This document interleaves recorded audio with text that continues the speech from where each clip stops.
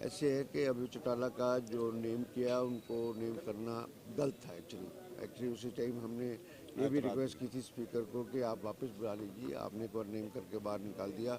Speaker मना कर दिया कि मैं बिल्कुल उसमें नहीं लेऊँगा।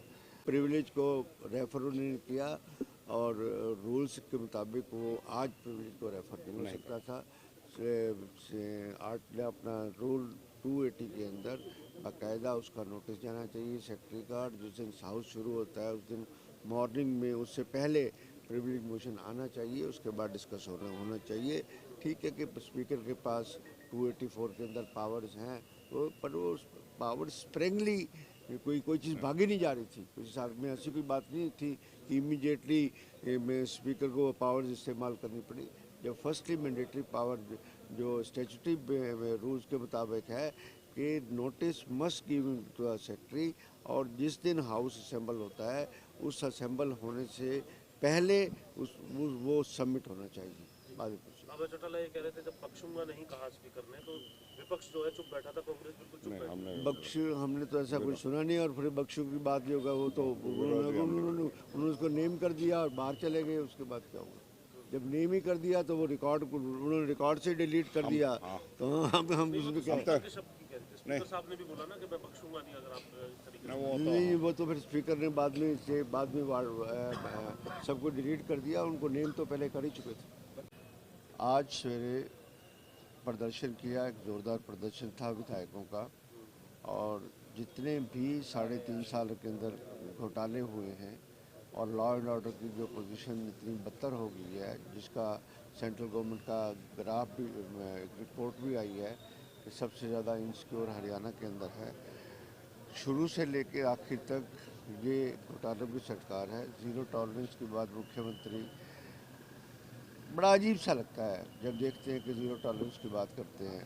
खनन के बात करें, डाडा में भी रुका नहीं था, यमुनानगर में पता नहीं कितनी बुरी तरह घपलेबाजी हो रही है, आप इमेजिन नहीं कर सकते। मैं तो पत्रकारों को कहूँगा कि यमुनानगर विज़िट करके आएँ और वहाँ पर देखें किस हिसाब से अवैध खनन, अवैध सारा कुछ हो रहा है। उसके बाद रजिस्ट्री घोटाला है, रजिस्ट्री घोटाले के साथ शराब घोटाला है, कोविड के अंदर शराब का घोटाला है, एचपीएससी में सारे देश के अंदर बदनाम कर दिया। सबॉर्डिनेट सर्विस कमीशन के पेपर लीक होते हैं, नौकरियां लगती हैं, फिर भी कस्बात की ज़ीरो टॉलरेंस की वो बात करते हैं। लोगों को परिवार पहचान पत्र में इतनी दिक्कत की रखी है, और यहाँ तक कि मैं कहूँगा प्रेस के सामने भी कि हरियाणा परिवार पहचान पत्र में जो एक्ट के अंदर रूल्स का प्रोविजन था, अथॉरिटी के जब रूल्स बनाए, रूल्स कोई बनाए नहीं है, और वो ना ही उसको सदन के सामने रखा गया है। ये बहुत बड़ी बात है इस बात के लिए कि रूल कम से कम देखते कि रूल में, और वहाँ पर कास्ट वाइज सर्वे करके आधार मैंडेटरी करके, जिनके पास आधार नहीं है उनके लिए कोई चारा नहीं है, कुछ नहीं है। इसी तरह प्रॉपर्टी आईडी में तो बहुत भ्रष्टाचार चरम सीमा पर है। ये बस एक लाइन बोलूँगा, ये सारी पोर्टल की सरकार है। मेरे को लगता है कि मिनिस्टर भी अपना पोर्टल खोल लें, उनको भी कुछ करने की जरूरत ना पड़े, पोर्टल पे ही डाल दें, पोर्टल पे ही जवाब दे दें। कॉलिंग अटेंशन जो था शराब घोटाले पर, उसको रेफर किया है, अभी क्या डेफर करने को उन्होंने कहा है कि विज साहब की तबीयत थोड़ा सा ठीक नहीं है, अच्छी नहीं है, और इस वजह से और वो डेफर कर दिया। और साथ में एक बात इस बात की कहूँ कि ये सरकार फ़िरका परस्ती, जाति पाति का जहर बोलती है, प्रजातांत्रिक वैल्यू को काफ़ी डिस्ट्रॉय करती जा रही है। आम आदमी अनसेफ महसूस करता है, कहाँ से दो राजस्थान से दो मुस्लिम लड़कों को उठाया और उनको ऐसे चार्ट करना, इससे ज़्यादा जनज्ञा अपराध हो नहीं सकता किसी आगे तरह में।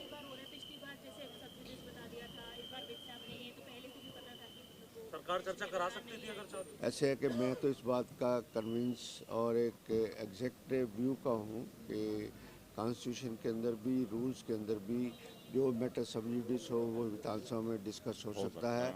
ओनली सिर्फ ये है कि आप किसी जज के ऊपर, उसकी जजमेंट के ऊपर कोई आक्षेप नहीं कर सकते, इसके अलावा कोई भी बात नहीं है। इस तरह दुनिया भर का घोटाले आए, सेंट्रल गवर्नमेंट में घोटाले, कोई कोल की स्कैम की बात उस टाइम यूपीए के खिलाफ लगी, चाहे उसमें टेलीकॉम की लगी या कुछ है, तो क्या उसके बाद पार्लियामेंट में डिस्कस नहीं हुआ क्या उस टाइम भी कोर्ट के अंदर क्या रेफर नहीं हुआ था मैटर?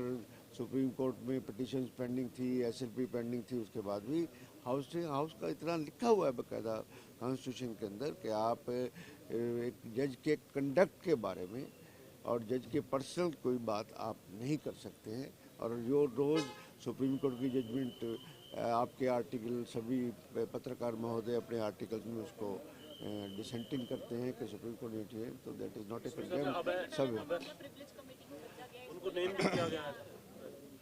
ऐसे है कि अभी चौटाला का जो नेम किया उनको नेम करना गलत था एक्चुअली उसी टाइम हमने ये भी रिक्वेस्ट की थी स्पीकर को कि आप वापस बुला लीजिए, आपने एक बार नेम करके बाहर निकाल दिया, स्पीकर मना कर दिया कि मैं बिल्कुल उसमें नहीं लेऊंगा। और ये प्रिविलेज को रेफर उन्होंने किया और रूल्स के मुताबिक वो आज प्रिविलेज को रेफर नहीं हो सकता था। अपना रूल 280 के अंदर बाकायदा उसका नोटिस जाना चाहिए सेक्रेटरी का। जिस दिन हाउस शुरू होता है उस दिन मॉर्निंग में उससे पहले प्रिविलेज मोशन आना चाहिए, उसके बाद डिस्कस होना चाहिए। ठीक है कि स्पीकर के पास 284 के अंदर पावर्स हैं पर वो पावर स्प्रिंगली कोई चीज़ भागी नहीं जा रही थी। उस साल में ऐसी कोई बात नहीं थी कि इमीडिएटली में स्पीकर को पावर्स इस्तेमाल करनी पड़ी।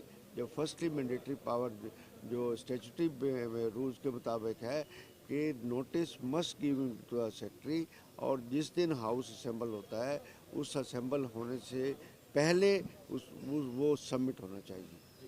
अब चौटाला ये कह रहे थे जब बख्शूंगा नहीं कहा स्पीकर ने तो विपक्ष जो है चुप बैठा था, कांग्रेस बिल्कुल चुप बैठी। बख्श हमने तो ऐसा कुछ सुना नहीं और फिर बख्शू की बात नहीं होगा वो तो उन्होंने उसको नेम कर दिया और बाहर चले गए। उसके बाद क्या हुआ? जब नेम ही कर दिया तो वो रिकॉर्ड उन्होंने रिकॉर्ड से डिलीट कर दिया तो हम उसमें क्या स्पीकर साहब ने भी बोला ना कि मैं बख्शूंगा नहीं अगर आप इस तरीके से नहीं वो तो फिर स्पीकर ने बाद में सबको डिलीट कर दिया। उनको नेम तो पहले कर ही चुके थे। बत्रा जी आप बीएससी की मीटिंग में भी थे सर, कल ध्यानाकर्षण प्रस्ताव पर चर्चा होगी क्या? आज ध्यानाकर्षण प्रस्ताव पे उन्होंने आज चर्चा जो थी विज साहब की सेहत की वजह से नहीं की। कल हमने शॉर्ट ड्यूरेशन ये जो हुडा के सेक्टर्स में सारी बिल्डिंग स्टेट +4 का ऑर्डर किया हुआ है और फरीदाबाद अपना पंचकुला के अंदर तो उन्होंने स्टे कर दिया और बाकियों में हरियाणा ने किया। उस शॉर्ट टर्म ड्यूरेशन को उन्होंने कॉलिटेशन मोशन में बदल दिया है। कल एक ही कॉलिटेशन मोशन लगेगा। हमने तो ये भी कहा था इस बात के लिए कि पूरा समय हर एक चीज़ के देना चाहिए, सदन का समय बढ़ाना चाहिए। जब उन्होंने 16 तारीख की बजाय 17 से 22 कहा तो मैंने वहाँ पर इंसिस्ट किया था कि 24 तारीख 25 तारीख तक हाउस चलना चाहिए। कल कौन सा मुद्दा रहेगा पोलिंग अटेंशन आपने बताया ना एक रहेगा स्टील +4 जो हुडा में चार फ्लोर बढ़ाने का चौथी मंजिल का था बढ़ाने उसका बहुत विरोध चल रहा है और साथ में पड़ोसी की प्रॉपर्टी को भी नुकसान होता है और एटलीस्ट बेसिक एम्यूनिटीज़ जो हैं चाहे वो पानी की बात है, चाहे सीवरेज की बात है, चाहे बिजली की बात है, चाहे पार्किंग की बात है, वो सुविधाएं तो एक ही फ्लोर के हिसाब से बनी हुई हैं। जब वो पूरी सुविधाएं नहीं है, पानी पूरा 1 से 4 परिवार रहने लग जाएंगे तो सुविधाएं पूरी नहीं होंगी। इसलिए ये पता नहीं मुख्यमंत्री भी बिल्डिंग कोड में बार बार हमेशा ही उसको कोई ना कोई चेंज करके और छेड़ाखानी करते रहते हैं।